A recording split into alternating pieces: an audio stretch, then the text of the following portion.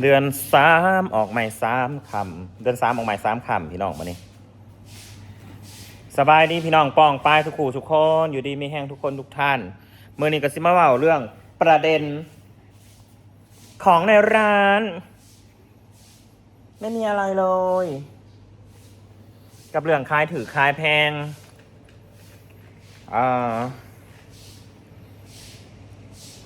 เรื่องขายถือขายแพงกับยังก็นี่เนาะกับเรื่องเปรียบเทียบห้านนั่นขายถือห้านนี่ขายแพงแต่สิมาว่าเรื่องตัวนี้ก่อนเห็น FC ไปคอมเมนต์อยู่ในช่องหนองเซาละแต่ยังก็ของก็ไม่มีอะไรก็ไม่มีเฮ้ยมันโมเมนต์เซเว่นเด้อเฮ้ยหมอมันจังสิได้มีทุกอย่าง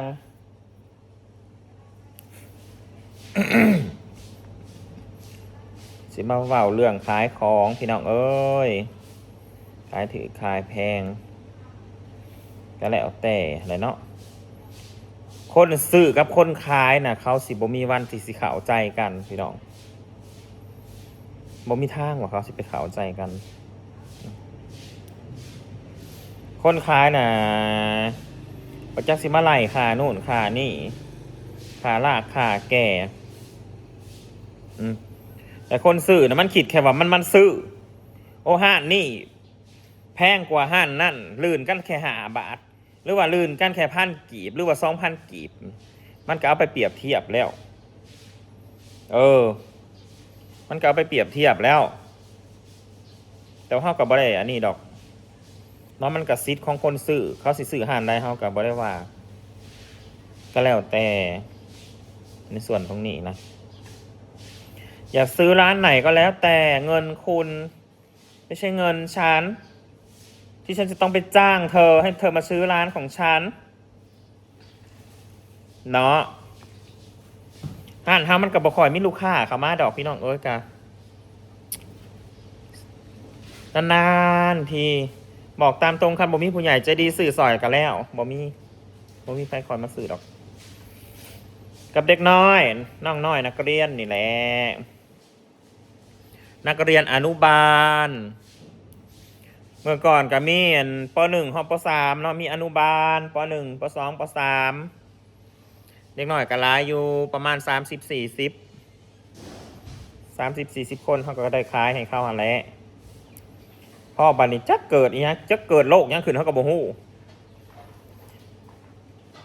ก็เลยย้ายโรงเรียนรวมโรงเรียนนักเรียนมันบ่หลายก็เลยไปโฮมกันเนาะแม่เนาะ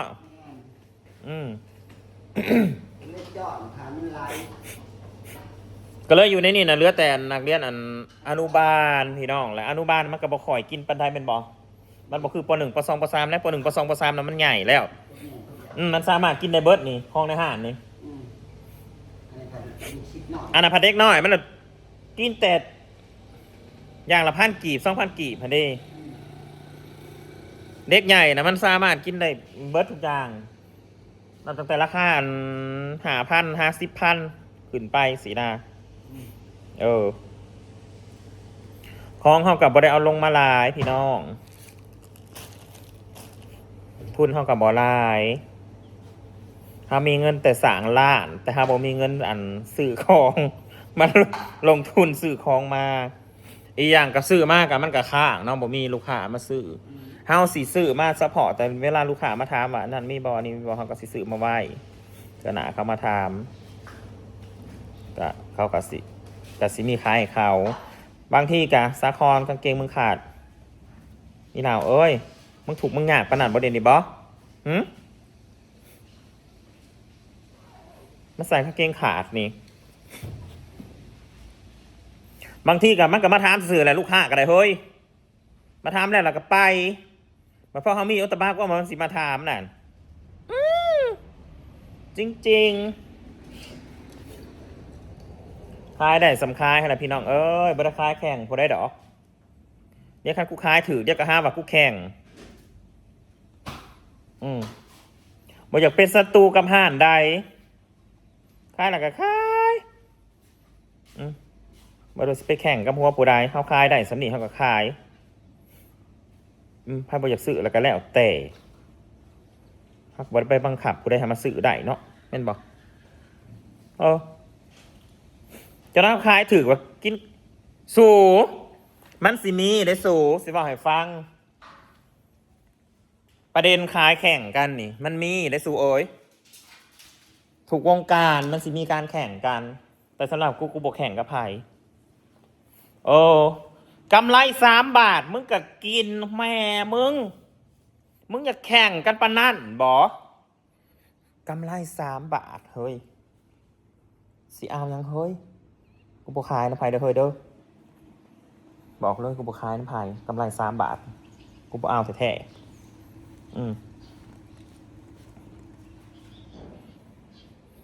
สื่อคลองมา5 บาทสิให้กูขาย5 บาทบอสูให้กูแจกฟรีเลยเป็นอย่างมีการไปว่าวอยู่ห้านอื่นอีกได้ว่าห้านเฮาขายแพงจังสันจังสี่โอ้ยเลยสิบคิดสวัสดิ์สิบให้กูไล่บ่ขาไปละไปแก่บ้านราคาน้ำเมือกน้ำมันกูนะสิบให้กูขีดเลยบ่มาเอาไปฟรีซะสูเอาฟรีซะมันแล้ว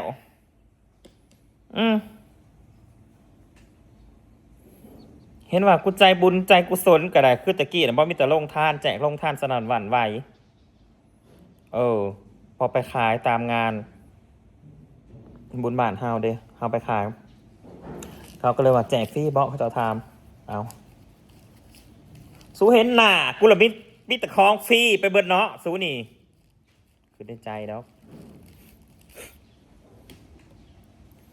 กำไรมันก็5 บาท10 บาทพี่น้องมันสิไปใส่มันก็อยู่นะครับบนเวียนอยู่แต่ของอยู่แต่ในห้างเท่ากับซื้อมาแค่ฮันแล้วนะของอะไรก็ไม่มีอย่ามาหาว่าด้วยว่าบ่มีนะเด้อที่ซื้อเบิดบอกบักลวงบักลายสิซื้อบัตตีขนมนมเนยขนาดนั้นมันก็มีอยู่ได้แหละอย่าสมมาว่าบ่มีอย่างอยากให้มันมีอย่างไรหูฉลามบออยากให้มันมีอันสากกระเบือยันเรือลบผลบอเอามาขนาดนั้นดอกเอามากับบ่มีผู้ใดมาซื้อเฮาสิซื้อมาเฮ็ดหยังให้มันขังมันให้มันขังให้มันเบิดอายุอยู่ในนี่บ่อันซ่านว่าคลองนะเสียมาทมไว้แล้วเบิ่งตัวเบิดอายุกับบ่เบิ่งติ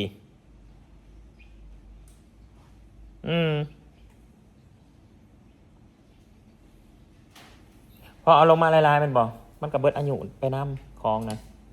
เสียวเอาแล้วก็ออกเอาทัสพอคลองแหงแบบเอาแบบอันคลองที่แบบอายุโดนฮะเดอายุมันอยู่ได้โดนก่อนเขาซื้อเขาก็เบิ่งว่าอายุมันอยู่ได้โดนก็จังเอามาตัวนี้นะก็บอกมีย้ำลายดอกของน่ะก็ได้มีขนมมีน้ำมีนมเล็กๆหน่อยฮะแหละมันก็อยู่2 หลีกแน่หารเท่าก็ได้อีกอย่างเท่ากับคลายแพงฮะแหละเขาเลยบอกอยากมาใกล้ลูกค้าก็แล้วก็สร้างก็บริบังคับดอกก็ขอบคุณผู้ใหญ่ใจดีผู้ใหญ่ใจบุญทุกคนทุกท่านไม่ว่าจะเป็นลุงป้าน้าอาทุกคนทุกท่านพี่คนสวยหลักๆกับพี่น้อยนะครับเนาะสปอนเซอร์หลักของเราที่คอยสนับสนุนซัพพอร์ตของในร้านสีเขียวเอานู่นเอานี่ไปให้ผู้นั้นผู้นี้ขอบคุณพี่น้อยทางไต้หวันหลายๆคอยเป็นสวยวันสวยคืนกิจการรุ่งเรืองกับพี่ท่านอื่นนอนนานๆทีมาคุณลุงคุณป้าคุณน้าคุณอามาเมาไปคือมือนั่นกับผู้ใหญ่ใจดีทั้งบ่าวดาวมาสื่อ3,000ฮันแหละเฮากะเพิ่งพาบารมีผู้ใหญ่ใจดีมาสนับสนุนแต่เฉพาะแบบ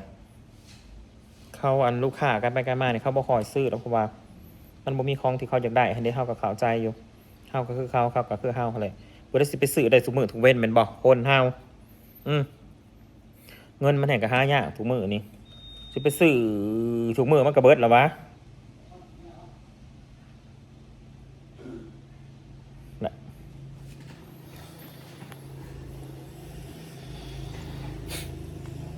กำไรมันก็วนเวียนอยู่นี้แหละ แต่ว่าขั้นผู้ใหญ่ใจดีซื้อเนี่ยเขาก็สิปัดขึ้นเขาก็สิปัดราคาขึ้นน้อยนึง5 บาทเท่านี้จาก10ก็เป็น15บางอย่างเลยบางอย่างก็บริปัดเพราะว่ายังต้องมาขาโอนขายยังถ้าเขาบริปัดราคาเขากับหากไว้ขาโอนยังคือคุณป้าอันเพิ่นซื้อขนมให้เด็กๆนี่ดิคุณป้าใจดีของเราซื้อขนมให้เด็กๆเขาก็หักค่าธรรมเนียมไว้สมมติเพิ่นฝากมา2,000แบบนี้เขาก็หักไว้ส่วนหนึ่งค่าธรรมเนียมนะคงเวลาไปโอนออกมันก็นี่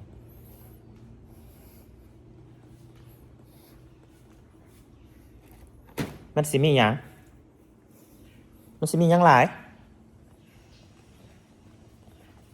เนาะทำไมไม่มีลูกค้าเลยเสียมันมีตลอดเขาก็สิเอาเงินมาสื่อกระดอกกระดิ่งนะสูงผู้ได้สิเอาหลังเอามาสื่อกระดอกกระดิ่งแท้ถ้าเกิดขายปกติฮะแล้วเขาบริคอยโปรโมทห้านถ้าดอกห้านะ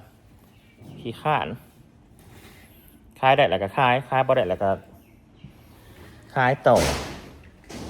อันเด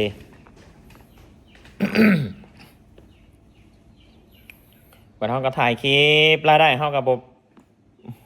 รายได้เขาน่ะบ่มีรายทางเดี๋ยวมีแต่ YouTube เขาก็ถ่าย YouTube รายได้เขาก็เล็กๆน้อยๆก็พอได้ใส่ได้จ่ายแล้วแต่ละเดือนก็ได้แต่ละเดือนก็บ่พอใช้แต่ละบางเดือนก็พอใส่อยู่ก็เดือนส่วนเดือนแต่เฉพาะเงินขายของนี่เขาบ่ได้ยังดอกมีแต่ผู้ใหญ่ใจดีซื้อออกไปแล้วแม่นบ่2-3 พัน4-5 พันสิคือพี่น้อยก็ล่าซื้อ7,000 กว่าบาทแบบนี้เขาก็สิเอาเงินจำนวนนี้หันไปซื้อของเขามาคือเก่าเพราะว่าของมันเบิดเดย์อย่างแป้งนัวนี่ก็เหลือห่อเดียวนะก็จะได้ไปซื้อแป้งนัวนี่ก็แก๊ส1ก็2,000 กว่าบาทจ้าลังนึงนะ2,000 กว่าบาทได้ก็หลายอย่างอยู่เบิดนี่ที่ได้ไปซื้อมาอีกหลายอย่างกับน้ำที่รักกับขอบคุณผู้ใหญ่ใจดีผู้ใหญ่ใจบุญทุกคนทุกท่านนั่นแหละครับผมที่ซอยซื้อถอยอุดหนุนหลานสีเขียวถ้าบ่มีผู้ใหญ่ใจดี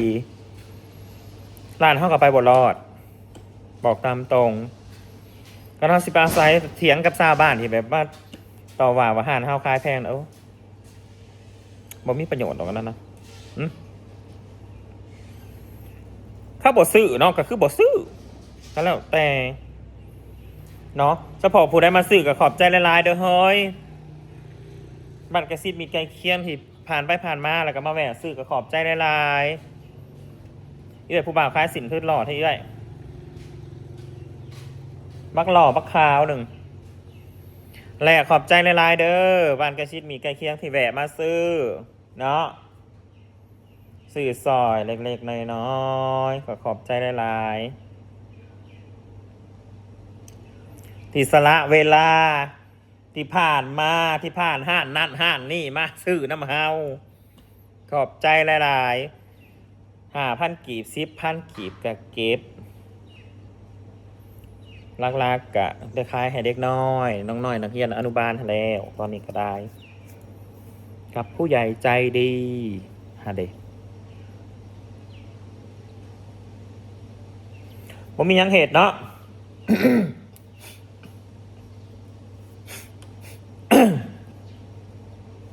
จังได้อีกพี่น้องกับบ่มีแนวว้าวแล้วก็เบิร์ดซ้ำนั่น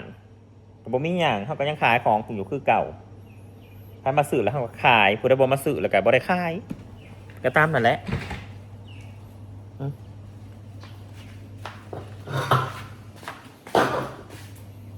บอกไว้เลยฉันไม่ได้ขายแข่งขายอาหารสดกับมีนี่นะเอามาเล็กๆน้อยๆบ่ได้ลาย